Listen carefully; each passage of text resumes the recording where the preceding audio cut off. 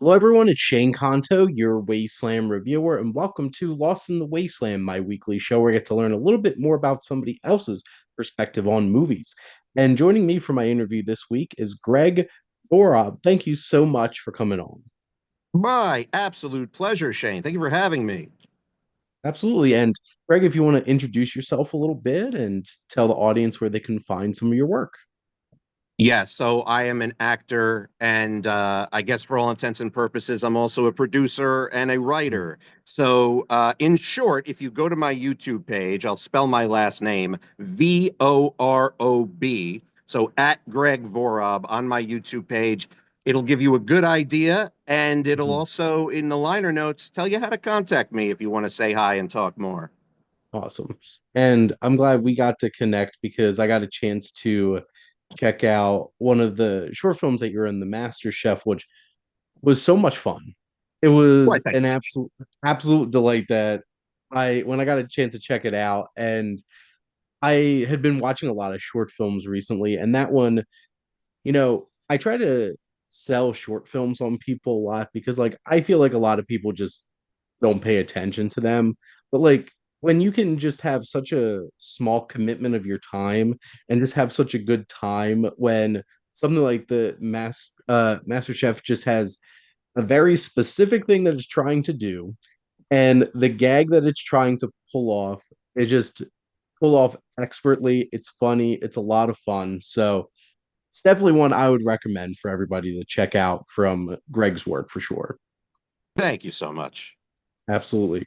But let's get started with some of my questions here. And the big one that everybody likes getting put on the spot with. But Greg, what's your favorite film?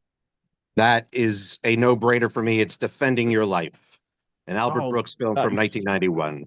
Yes. I actually just watched that for the first time a couple of weeks ago.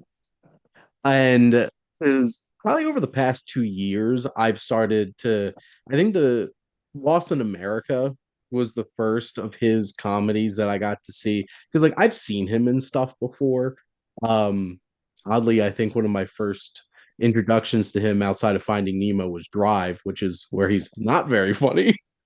Um, but his comedies are so fantastic, and he just has great understanding of like hitting on very human aspects of our existence and finding all the humor that you could possibly find in it. Like nobody else can. Mhm. Yeah. I recommend to you and everybody to watch the documentary that Rob Reiner Yep, did about him and exactly how much influence nobody knew how much he had, right down to coming up with the format accidentally on purpose for Saturday Night Live. And that's right there in the absolutely. documentary to hear how that happened. I think one of the biggest things about watching that documentary was when Rob Reiner was talking about his father, and Carl Reiner is like, the funniest person I know is a 16-year-old Albert Einstein. Yeah. And, obviously Albert Brooks's real name, which I cannot imagine why he didn't go into show business with the name Albert Einstein. But no, I if you haven't checked out any of his films, whether it's Lost in America or Defending Your Life, just there's so much fun. And the way that he even just saw reality television coming into watching that film was so weird and uncomfortable. I'm like, he knew saw this all coming with the boom of reality television as well. Yeah, he was almost like a prophet with that. Absolutely. Now, Greg, what's your earliest memory of going to the movies? Okay, so a lot of people, I hear their memories of what it was like seeing Star Wars for the first time Hmm. for them. But for me, it wasn't Star Wars, and this wasn't the first movie I saw in the theaters. But I was 5 years old when I saw Ghostbusters, and that Nice. experience for me was everything. Like changed the way I looked at movies, changed the way I looked at Hmm. life. So I was too small to sit on a seat, so they had to have me on an armrest, and I basically saw, even though I saw silhouettes of heads going over me, but it was the first time that a movie left an impression. And I was very young, 5 years Hmm. old. But it wasn't just that. It was because can you imagine being in a sold out theater of people who've never seen Ghostbusters before? at the time, and it was new, and it was, and so Mhm. I looked at the whole zeitgeist of, yes, there was pre Ghostbusters and then there was post Ghostbusters, and so just the experience of the first scream, a jolt in the movie with the library ghost, and Mhm. then it gets funny, and that's why I wasn't scared either at 5 years old, because they make the scares okay Yeah. by having it be incredibly funny after. And then the other thing about that film, that it's because New York is a supporting character in that film. So I Mhm. love that it's just business of usual. They're going up against this demon who can literally take over the world at the end. And yeah, they're just approaching it, especially Peter and Winston, the archetypes of New Yorkers there. Yeah. Just, oh yeah, it's just another day at the office. So it was the joint experience. It was the first time I remembered this joint. It was laughing, it was screaming, it was Mhm. it just, my mouth was hanging open at the same time, and I was just in awe of this movie, and it completely changed my life. It's the movie that had me fall in love with movies and going to the movies, the theater experience. Mhm. Oh, I grew up watching Ghostbusters and would have loved to have experienced that in that kind of way into a full theater, not knowing what was going to happen. But it's just such a wonderful mixture of genres. And I was just having a whole entire, I have a group text with a movie club that I have of my friends about comedy and how we're just not getting that many comedies in theaters anymore and that kind of experience. It all stemmed from that PSA they released for The Naked Gun with Liam Neeson saying, buy a ticket, save a comedy. Um, and like Ghostbusters is one of the funniest movies. And then it has all this other stuff going for it too. Bill Murray's just something else for sure. He steals that movie. On a very quick side note, though, Peter was probably my favorite character, but Dan Aykroyd, being that he created that Yeah. world, was like the influence, if you will. So fourth grade, it said write a fan letter to your favorite celebrity. I chose Dan Aykroyd, and then over the summer, I got an autographed picture and a letter. It was very nice. It's awesome. Yeah. See, that's a fun kind of guy that would send something back and meaningful like that. That's awesome. Now, do you have a particular favorite genre of movies? I didn't think for the longest time that I had a favorite genre. I was just a good movie is a good movie. Yeah. And while that's true, I just started a podcast in November, and we're monthly, which is called Hmm. Real Reactions with Greg and Kyle, which I pose movies. Defending Your Life is going to be one of them, where I Hmm. pose movies to a guest and Kyle of that they've never seen or heard of. Hmm. Um, and uh, if one looks at the roster of films that we've done so far, we've done about 10, I want to say, 9 or 10 we're up to. Um, and it's all kind of the same genre, which is dramedy. So I guess if I had to pick a favorite genre, it's films that are quirky, but Hmm. with a lot of heart, and at their core, they're humanity tales. Some and that's the challenging thing because like at the end of the day, most films have drama to them. Like that's the whole Mhm. entire point that like connects us with us. And there's some comedies that really do shirk a lot of the drama and just go for like the silly and the fun and the goofy. But a film that can make you laugh, but then also hit you on a deeper level as well. I'll definitely be following your podcast now. And checking that out. And I'll also include a link to that in the description And of we'll this love to video have as you well. on eventually as well. I would love to come on for sure. Do you have a particular favorite filmmaker? Okay, now this is a tough one Hmm. because there's so many admirable filmmakers, and even if they aren't my favorite movies, Hmm. let me give you some honorable mentions of filmmakers here. So first of all, I want to give a honorable mention to Jake Kasdan. You may be wondering why, because before he I mean, his career just went in a different direction. What director is going to turn down, serious money and basically you now have a lifeline? And he went on and did the blockbusters, the higher budget comedies like Sex Tape, Bad Teacher, and now Yeah. the Jumanji franchise and Red One. And So that's what he does now.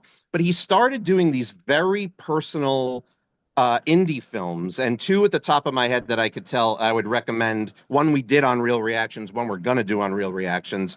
So Zero Effect with Bill Pullman and Ben Stiller.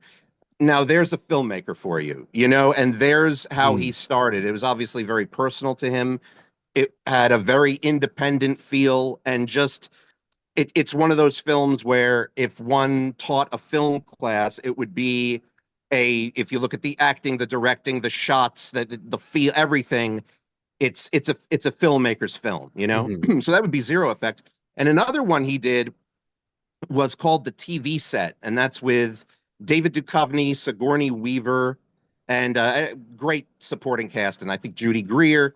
And it's about how a TV writer, somebody that's in it for the art, mhm. has to kind of sell their soul to the corporate world. And these are two amazingly well done films. And if one looks at that, that's and of course, you know, the family he comes from. I mean, look at his Mhm. dad, you know, Yeah. Lawrence Kasdan, who did amazing stuff, you know, like The Big Chill and Mumford, Mhm. another criminally underrated one. Jay Kasdan has that family spirit in those two early films. So I'd say check those out. Now, David Lynch is an interesting one, and Mhm. while I love some of his movies, others is like, okay, well, that's you know, it's not my cup of tea, but you do your thing, Yeah. David, and fans do your thing. But what other filmmaker can take a shot of a lamp, of a desk lamp or something, and make it creepy and make you feel that? And Yeah. he wants you to experience the film as you're, you know, watching it. So the reason of that, you know, they can make you laugh. They're quirky in some Mhm. ways, but the disturbing thing, like Fire Walk with Me. If you look at the Twin Peaks Mhm. movie, it was so underappreciated because people were just too busy thinking of the TV show. They wanted it to Yeah. be the TV show, but it was the movie. But what he's able to do with that film is make you experience something so disturbing. Yeah. Like you're right along. There's one thing about showing us as a filmmaker something disturbing, and it's another thing to make you feel that. But I don't Mhm. want to spoil Fire Walk with Me if anybody hasn't seen it. I got to give a shout out to the Coen brothers, Mhm. brilliant filmmakers, and Tarantino, of course. So Uh, lots of admirable, and I think that could be a podcast in and of itself, talking about yeah. master filmmakers. I I'm a humongous Coen Brothers fan. They're my favorite filmmakers, and it's just something about their sense of humor really speaks to me. And they certainly find all the awkwardness of life in all the craziest of situations, you know, whether it's mid kidnapping or trying to make a movie or basically any, or, you know, you're just trying to live your life and there's both, you know, and something really speaks to me about their work. But thinking about in front of the camera, who are some of your favorite actors or actresses? Okay, well, this changes constantly, but Yep. with your questions. I'm going with just what at the top of my head comes. You know, so actor right now would be Sam Rockwell, and but that changes constantly. Favorite Mhm. actor, but right now I'm going to say it's Rockwell. As far as actresses, it teeters between Kathy Bates and Diane Wiest, and it's Nice. very hard to make a decision between the two of them. But uh, that's who it is for today. Well, and I think both of them, I feel like at this point they're so underrated with just the breadth of what they've done in their careers, and especially Kathy Bates with something like Misery. And like how many actors, period, have won awards for being in horror films and thriller films and being able to create a character like that and be That's a so reach. absolutely terrifying. And Sam Rockwell is just, you put him in anything.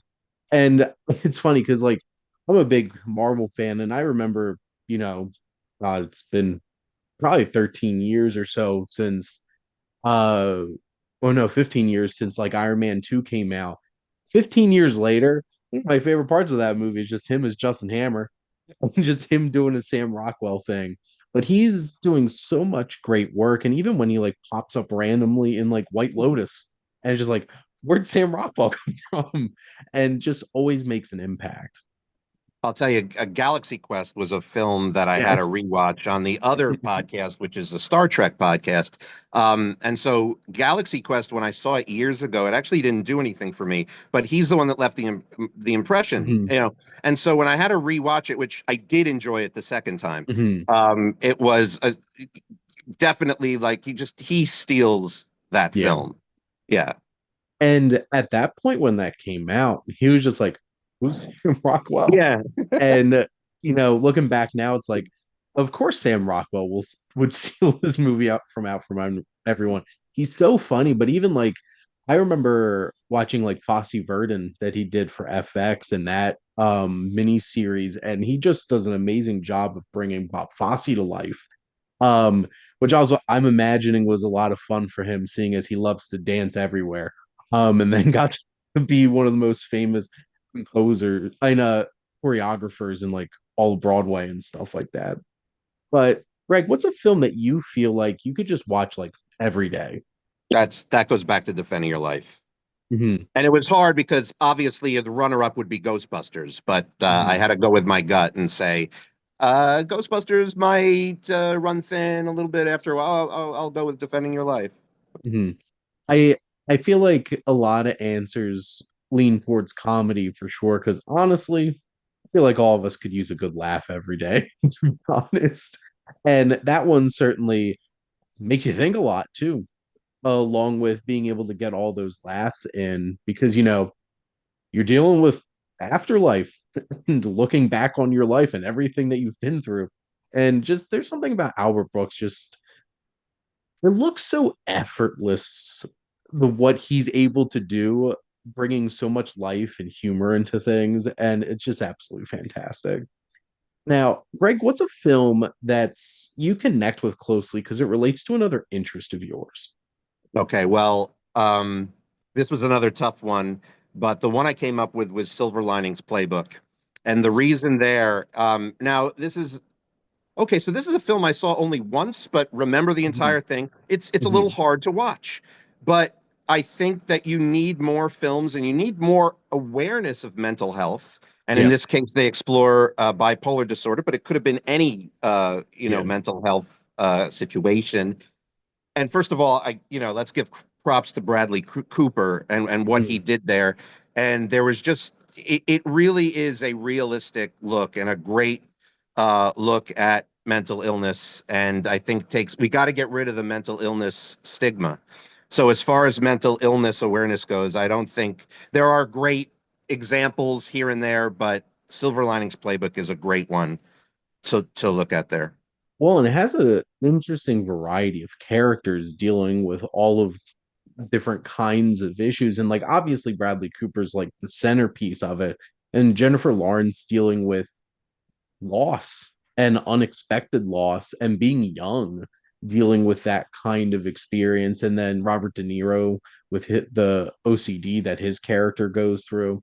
That was certainly a film when I saw that just struck something with me very closely. And also being like a South Jersey kid, North all the Jersey. all the Philly about it is very relatable. Seeing as like everybody that I know that I grew up with, including most of my family, are diehard Philly sports fans, everything. So yes, they do get that obsessed about the Eagles and do hate the Cowboys that much. So there you go. Yeah, Which is funny because I'm a Giants fan. I was not popular I would in imagine Camden so. County. And now it's just a joke, which is really sad because Giants suck. But whatever. Um, but Greg, the next question I have for you is who's a movie character that you feel like you connect with on a personal level? That would be Angus Bethune of Angus. And we did that one on Real Reactions too. It's Hmm. criminally underrated, but it's nice that it has its following. Yeah, that was me Hmm. as a kid, with the exception of actually being a good student. Hmm. Um, I had to deal with a lot of Rick Sanfords as a kid. I had to deal for that with that matter with a lot of Melissa Lefevers. Hmm. Uh, a Rick Sanford would make me feel a certain way, so therefore I don't talk to the Melissa Lefevers. And just this whole thing Yeah. about, take a look at who he really is, not just this bullied kid, you know? So I think it's a lot of people say that it's not so much a depiction of what it's like to be an overweight teen. It's a depiction of bullying and what it Yeah. does, I think, psychologically, to someone. I have not thought about this movie in so long. And then the second you brought up, I'm like, that just brought something back. And like I was obese from like second grade all the way up until college and still deal with that on a regular basis. And yes, I was bullied a lot. This was a film that certainly hit something very close to home, and I could also appreciate what this film does in terms of highlighting that. Because yeah, it was not a fun time growing up. I particularly did not enjoy high school very much at Yeah. all, to be perfectly honest. So, but And if I, thinking, yeah, go ahead. yeah, go ahead. Well, I was going to add in, and we all had a Troy. We all had that best friend. Mhm. Yeah. And being able to find somebody that we could appreciate and have a connection with. And like, I had a best friend from, we kind of lost connection in college, but like, I had a best friend since third grade, and it was like, I was my buddy, Mhm. and being able to share those kinds of experiences. Now, what's a film that you love that you feel like would surprise people? Dinner for schmucks. There you go. See, I just surprised you. I, that, if you take a step back and realize like a lot of this stuff's pretty mean spirited, it's still a really funny movie. Hey, it has the same theme as Angus, really. You Yeah, underestimate the underdogs and the bullying. I mean, yeah. my brother from when he was like 5 years old through into adulthood has had a lot of health issues and was in the hospital a lot. And I have a very distinct memory of watching this movie for the first time with him when he was in the hospital. The nurses came in to check on him because they thought something was wrong because he was laughing so hard watching this movie. And this has an insane, talented cast too. That's Of what it is. Yeah, that's what which it all is comes down to. Yeah. like Steve Carell was Steve Carell at that point, and with everything that he had done going up to that point, I'm such a big fan of Jermaine Clement, and just seeing him pop up in the weirdest roles, like this one, was really weird. And then you get to the dinner, and like you have Octavia Spencer and a whole bunch of like really famous. The whole entire interaction between Steve Carell and Zach Galifianakis at the climax of this movie is completely unhinged and gets me to laugh every single time. Every I time. do remember. Yeah, if I may add, I think so it came out in 2010. I saw it in the movies the Yeah. first night with my buddy, and I was going through something at that time. So it was a great film. So there was this personal comfort that the film has for Mhm. me. And that's awesome. Like being able to have those kinds of connections. Like, I think one of the reasons why this means so much to me is like I had that experience with my brother. And there's a few comedies that really connect the two of us. Like, I remember taking him to see This Is the End together for his birthday when that came out in theaters, and I thought he was gonna pee himself. He was like healed over laughing the whole entire movie, and it's like and that's one of the special things about being able to experience a comedy in a theater is just having that experience and laughing and having whole theater laughing along too. I'm trying to think of the last time I really felt that. I definitely saw Friendship earlier this year, and I feel like Mm. myself, my wife, and our friend were the only ones laughing through most of it, which was sad, but thought it was funny. Tim Robinson is something Definitely will check else. that out. And then you got Paul Rudd of Dinner for Schmucks fame. So Yep. yeah. Oh, Paul Rudd's fantastic, and obviously he's gotten into a lot of like big blockbuster kinds of movies at this point, but going all the way back to like Anchorman, Brian Fantana, and just all the work that he's done is just absolutely fantastic. Oh yeah, and they were just talking about the 30th anniversary of Clueless too, even Wow. going all the way back to that. And everyone making comments that he looks like he hasn't aged since Clueless. That running joke. But I guess the last question I have for you, Greg, is what do you love most about movies? Okay, so I'm gonna say I'm gonna put it. I'm gonna lump it together with all good art, Mhm. and in particular, movies and music. And even if you look at a great painting, is that uh, a great film, a great song, a great anything? It's if there's words that you can't express how you are feeling yourself, a great film can do that. Absolutely. And those are the special ones that Yeah. we have those kinds of connections and we really have something that we feel like we get from it. But Greg, I really appreciate you coming on and answering my questions. And I always like to wrap up my show by having my guests ask me a question. So, what would you like to ask the Wasteland Reviewer? What's your favorite ice cream flavor? No, I'm just kidding. Um, what is the film that made you fall in love with films? I feel like the my experience seeing the Lord of the Rings movies, because I was 10, 11, and 12 when those all came out. And like I watched a lot of movies growing up, watched a lot of like animated movies and stuff like that. And but like watching Lord of the Rings for the first time made me like kind of start to realize like there was something more than just like I'm just enjoying this for entertainment. Because they're still miraculous watching them 25 years later and realizing it's like, how the hell did they do all this? And honestly, fantasy is such a hard thing to make work to begin with, especially in live action. And that was just something special.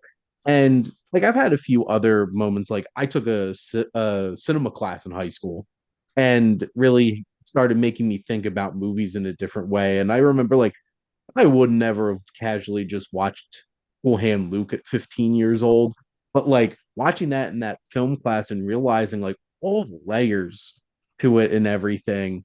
And one of my favorite memories in hindsight of that was watching Raging Bull in that class and absolutely hating it because I'm just like, this was just like 2 hours of Italian guys yelling the F word at each other, which technically is right, but then as an adult going and rewatching that and just realizing everything Scorsese was doing with it, something special. But like that class too, like I watched The Fisher King in that class for the first time, and that was something that really hit with me and spoke to me. And now I'm a huge Terry Gilliam fan, and that's like a good entry point for his films because like it's pretty accessible compared to a lot of them, or Monty Python, like whichever way you're going into that. But definitely Lord of the Rings was the one that really changed a lot for me for sure.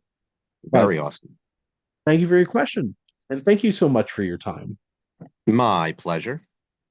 And I look forward to checking out your podcast and coming on and talking some movies on your podcast. And obviously, hopefully, everybody checks out your YouTube channel, checks out some of your work. And, this was a pleasure. Thank you very much. And thank all of you out there for always tuning in and supporting your Wasteland Reviewer.